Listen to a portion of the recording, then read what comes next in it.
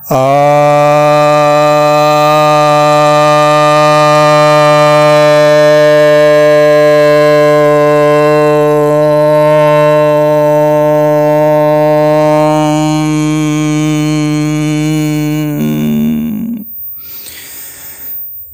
भक्तजनों को सप्रेम नमन। भक्तों, आज मैं आपके समक्ष महर्षि पतंजलि द्वारा रचित योग सूत्र ग्रंथ के दूसरे अध्याय के 39वें सूत्र की व्याख्या करने जा रहा हूँ। यह सूत्र कहता है, अपरिग्रह स्थैर्य जन्म कथनता संबोधः, अर्थात अपरिग्रह की स्थिरता हो जाने पर जन्म कैसा हुआ है इसका साक्षात होता है, इसका बोध हो जाता है। अपरिग्रह का अर्थ होता है अपनी आवश्यकता से अधिक संग्रह नहीं करना।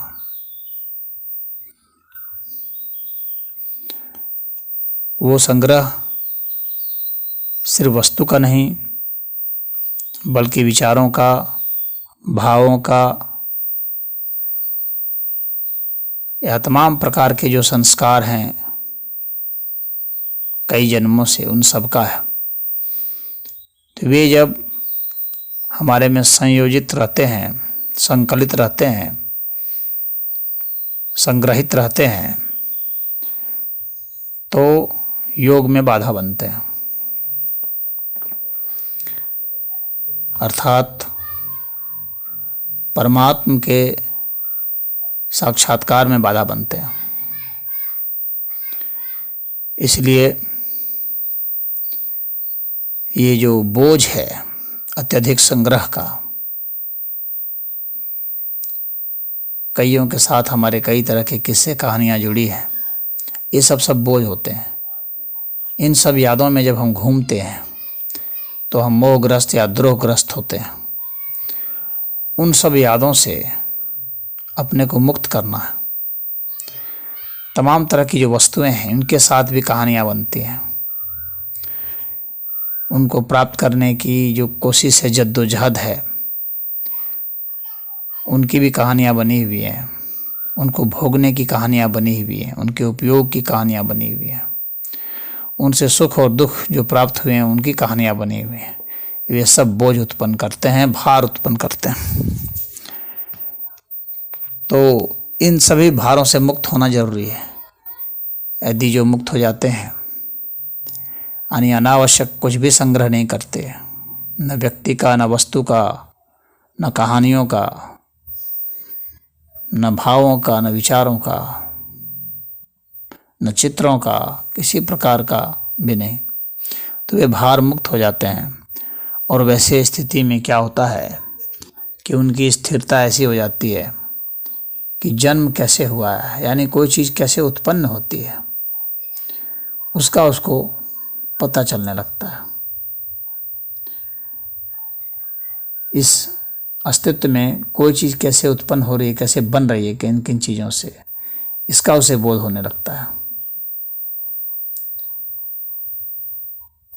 और स्वयं भी कैसे बने हैं, हमारे शरीर में कौन कौन सी चीज़ें कैसे कैसे बन रही हैं, उसका उसे पता चलता है। तो जन्म किस किस तरह से होते हैं, रूपांतरण कैसे कैसे होते हैं, इसका उसे पता चलता है, स्पष्ट बोध होता है।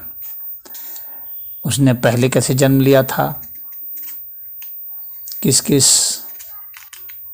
कारण से लिया था, क्या क्या सुख दुख कष्ट हुए थे, ये सुख दुख का भी तो जन्म ही होता है।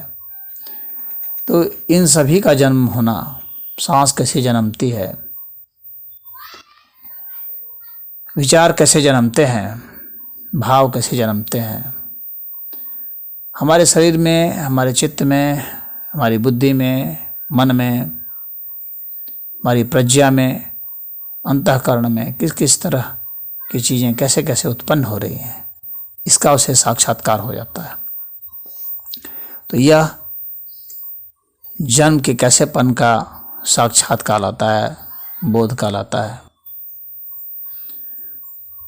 आगे क्या जन्म हो सकता है, कैसे जन्म होगा, कैसे घटनाएं घटित होंगी, तो इसका भी उसे बोध हो जाता है। तो उत्पन्न होने संबंधित हर बात उसे मालूम पड़ जाती है, उसे अनुभव में आ जाता है। यह अपरिग्रह का सबसे दृढ़ फल है, सबसे अच्छा फल है। जब व्यक्ति का चित्त शुद्ध निर्मल हो जाता है तो यथार्थ ज्ञान की प्राप्ति में समर्थ हो जाता है। उसको ये जो तीनों कालों की जो घटनाएं हैं, जन्म की, उत्पन्न होने की, इसका बोध उसे होता है। तो यह अपरिग्रह की स्थिति का जो अनुभव है उसके विषय में बता रहे हैं पतंजलि जी कि अपरिग्रह अगर हमारा स्थिर हो जाए, दृढ़ हो जाए, उसकी प्रतिष्ठा हो जाए, तो उत्पन्न कैसे हुआ जाता है, उसकी सारी जो कथाएं हैं, उसका जो कैसापन है, उसका पता चल जाता है। कई लोग अपने पीछे के जन्म को जानने में रुचि रखते हैं और जानना चाहते हैं। तो पीछे के जन्मों को जानने के लिए कई तरह के उपाय बताए गए हैं, परंतु यहाँ पर पतंजलि जी ने स्पष्ट बताया है कि जन्म कैसे होते हैं, क्यों होते हैं, कब होते हैं, कब हुए हैं, ये सब जानने के लिए व्यक्ति में अपरिग्रह की भावना होनी चाहिए।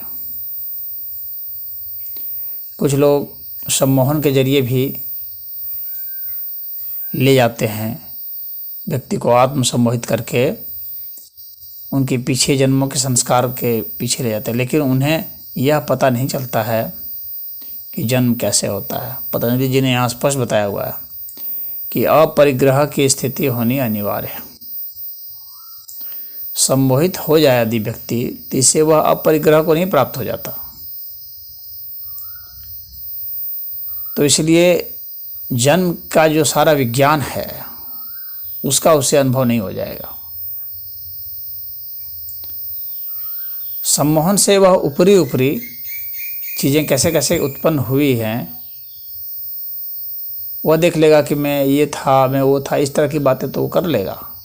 लेकिन जन्म वास्तव में कैसे होता है, कोई चीज़ कैसे उत्पन्न होती है, इसका उसे यथार्थ बोध नहीं हो सकता।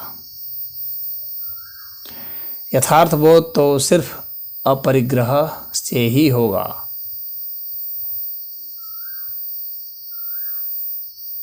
यह तो ठीक वैसा है जैसे कि कोई दृश्य देख लेना। अब हमने कोई दृश्य देख लिया जो पीछे जन्म की बात है, वह दृश्य जैसा जो व्यक्ति सम्मोहित होता है उसे दिख जाएगा, परंतु वह हुआ कैसे, ये दृश्य कैसे बनते हैं,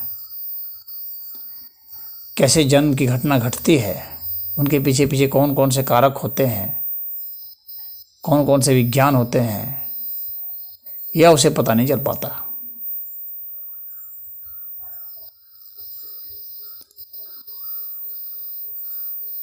परंतु अपरिग्रह की स्थिति में ये सब पता चल जाता है।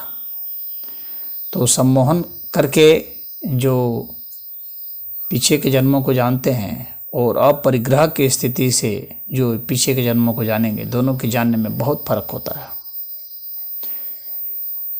इसलिए अपरिग्रह से जो जानते हैं वे होते हैं जो इस संसारिकता से एक तरह से मुक्त होते हैं। लेकिन जो सम्मोहन के द्वारा जो पीछे जाकर के घटना को जानते हैं वे सांसारिकता से मुक्त नहीं होते हैं, बल्कि और जकड़े होते हैं। वे उसके बाद कुछ सोच सकते हैं कि भाई हम ऐसा नहीं किए होते, ऐसा किए होते तो अच्छा होता, बल्कि पीछे के और जो जानने से क्या होता है उसका और राग बढ़ जाता है। और अगर वह परिवार जिसमें वो पीछे के जन्म में रहा है तो उससे भी उसको राग हो जाएगा, फिर वहाँ भी वो जा कर के मिलने की कोशिश करेगा, फिर एक परिवार और जोड़ लेगा। यही होता है। जबकि अपरिग्रह की स्थिति से जो वह जानता है उससे वह विमुक्त हो जाता है। वह जान जाता है कि किस तरह से बिछड़ना होता है, कैसे घटनाएं घटती हैं, उन घटनाओं ये घटनाएं घटने के पीछे कौन कौन से कारण थे, तो ये घटना कैसे उत्पन्न हुई, उसके रहस्य को वह जान जाता है। इसी के कारण वह विमुक्त हो जाता है। यही यहाँ पर पतंजलि जी कहना चाह रहे हैं। ओम हरि।